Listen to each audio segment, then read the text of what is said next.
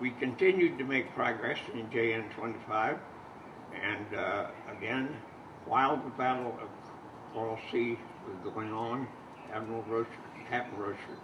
Commander Rochford, I'll say, was already seeing indications of a much larger operation being planned by the Japanese, which he suspected was going to take place in the Central Pacific. And as we gathered more information, some of it fragmentary, but some of it more complete texts of messages, it became clear what the Japanese were going to do, what their target was, Midway Island, and what the schedule was going to be. That was conveyed to Admiral Nimitz on a timely basis, on a daily basis, hourly basis, if necessary.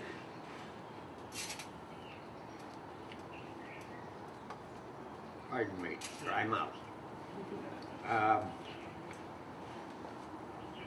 Within the next few weeks, little by little, we gathered more information and were able to assure Admiral Nimitz that what we told him in the beginning as speculation was true, that Midway was the target.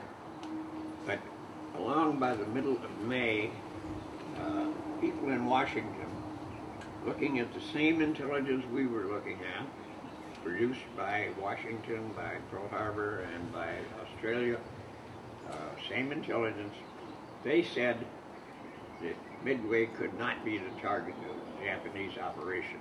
Midway was too small a target for such a large force to be put to sea. That the target certainly was bigger, it probably was Hawaii, might even be the west coast of the United States. And there was other speculation as to what it might be, but not Midway. Midway was ruled out by the people in Washington as being too insignificant for this large force. Well, of course, the reason the Japanese were sending a large force is they were looking to fight a decisive battle.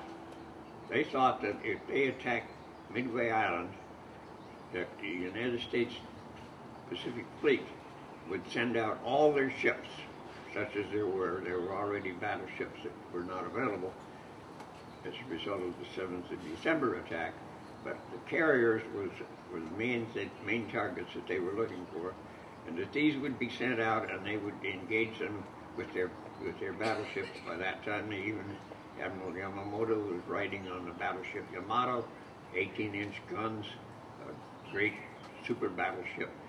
And his intention was to engage in a decisive battle as a result of provoking the U.S. Pacific Fleet to react to his invasion of Midway. We knew all this from the messages. We knew what was going on. We knew what their forces were going to do. We knew what their schedule was. They had their attack force, the Kido Butai, that was arriving first and was going to carry out attacks on Midway. We later found out that Admiral Yamamoto was following 600 miles behind with these battleships. We also knew that there were forces coming from Saipan Island that constituted a landing force for the invasion of Midway. There was a base development force, and there were airplanes on one of the Japanese carriers that were going to be flown ashore and based at Midway Island after the Japanese troops had conquered the island. This was all being prepared. We even had a message where some of the units that were going to be based at Midway Island had changed their postal address so that the Japanese sailors could get their mail at Midway instead of someplace else. So we had a pretty complete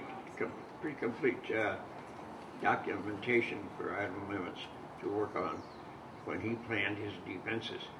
Well, the Japanese had 4 big carriers and a lot of other big ships, and we only had 3 carriers, and the Yorktown wasn't, she was repaired, but she wasn't 100% capable of operating.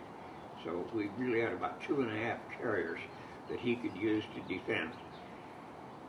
He sent those carriers to a point 200 miles northeast of Midway Island and told the commanders, Admiral Spruance and Admiral Fletcher, not to initiate any attack, not to launch any aircraft until after the Japanese had attacked Midway.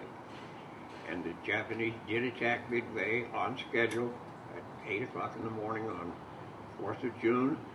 And as soon as that happened, and as soon as we knew it was happening, aircraft were launched from the carriers, and they sought out the Japanese fleet.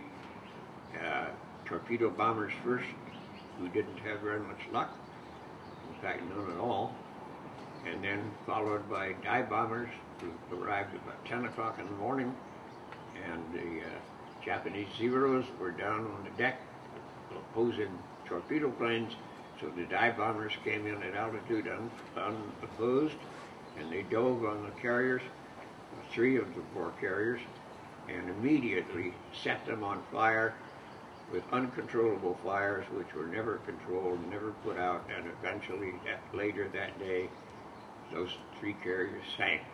1 carrier survived that morning attack, but was attacked by dive bombers from the Enterprise on the afternoon of the 4th of June, the Hiryu, and it also sank the next morning. So we had wiped out the entire Japanese aircraft carrier capability and fleet in 1 day.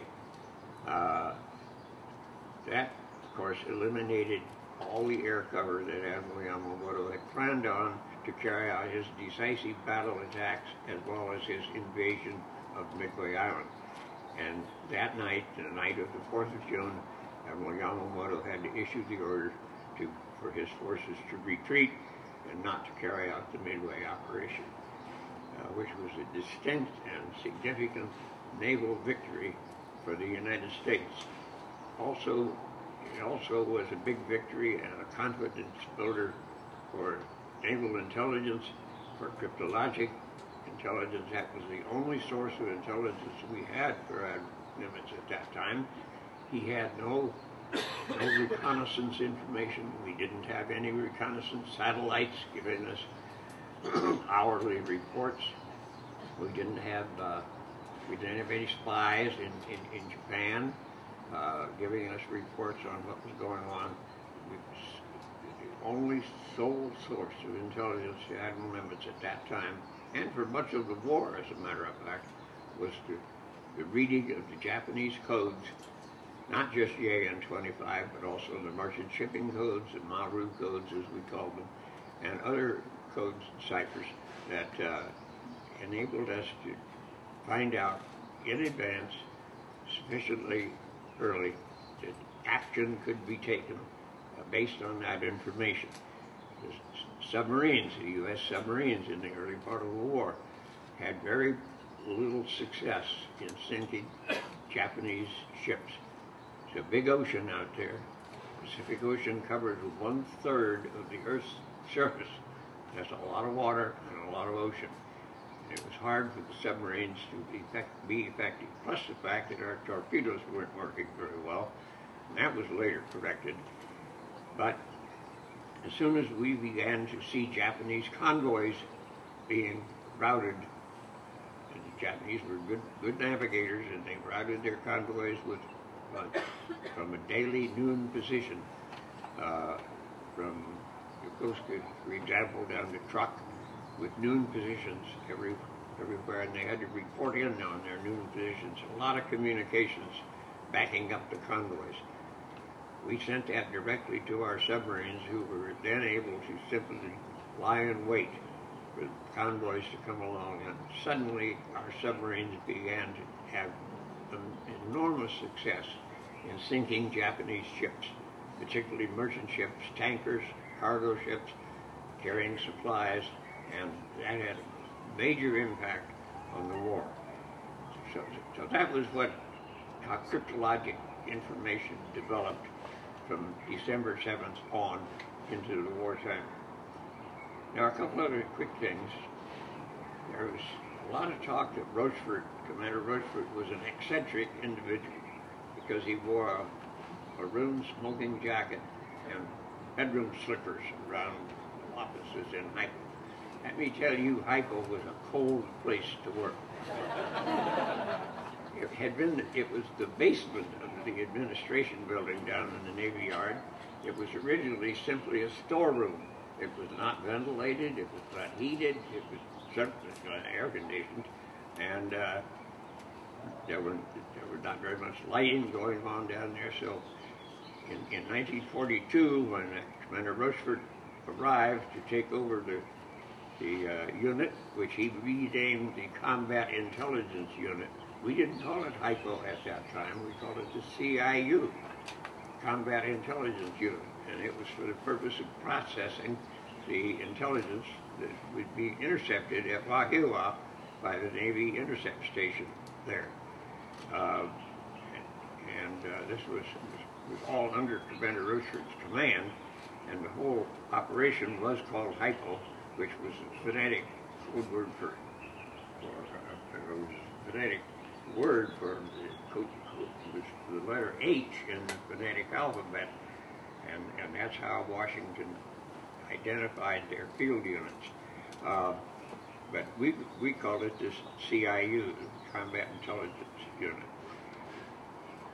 Rochefort wore the clothing that he did because he simply had to be comfortable, and everybody else that worked there did the same thing. I had a sweater, but my sweater was khaki that matched my uniform.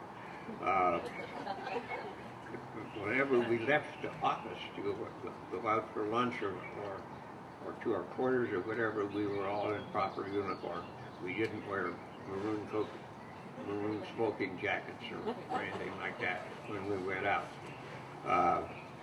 Also, many of you, I'm sure, have seen the movie Midway, in which Hal Holbrook plays the role of Commander Rochefort. That's the most miscast movie I have ever seen in my life. Hal Holbrook is 100% the opposite of Commander Rochefort. Commander Rochefort was a mild-mannered, soft-spoken individual. He did not have a mustache. He did not smoke cigars. He was not a redneck like Hal Holbrook was. And I saw Midway one time and I refused to look at it again because I cannot tolerate seeing Hal Holbrook play that role. And I hope you all will appreciate that. The next item I want to touch on is what we call the water message.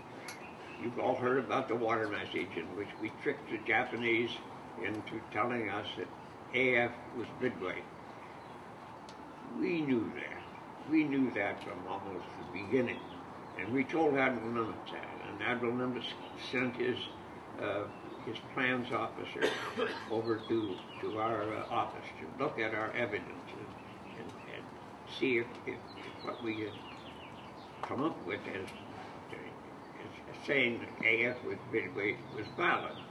And that was Captain McCormick, later Admiral McCormick, and he went back and told Admiral Nimitz, yes, it was valid.